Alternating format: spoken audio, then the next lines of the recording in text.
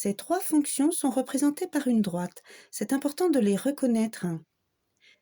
D'abord, la fonction linéaire, qui se définit sous la forme f de x égale ax. Donc x est juste multiplié par un nombre, qui est le coefficient de proportionnalité. Cette droite passe par l'origine. On la reconnaît facilement. Ensuite, la fonction affine, qui se définit sous la forme g de x égale ax plus b. Le plus b, ici, plus 40, c'est ce qu'on appelle l'ordonnée à l'origine, donc elle passe par 40.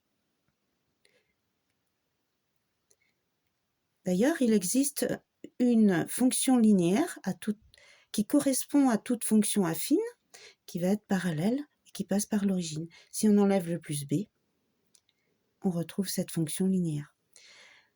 Enfin, la fonction constante. À toute valeur de x est associée comme image un nombre, ici 90.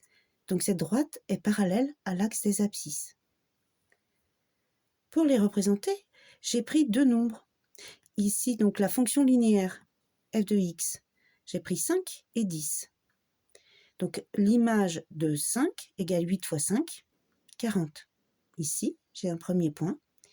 L'image de 10, 8 fois 10, 80. Deuxième point. 2 points suffisent pour tracer la droite représentative de cette fonction. La deuxième, la g. J'ai pris également 5 et 10. 4 fois 5, 20 plus 40, 60. Donc l'image de 5 par la fonction g est 60. L'image de 10 est donc 4 fois 10, 40 plus 40, 80. C'est aussi 80. Je sais qu'elle passe par 40. 2 points suffisent également pour la représenter.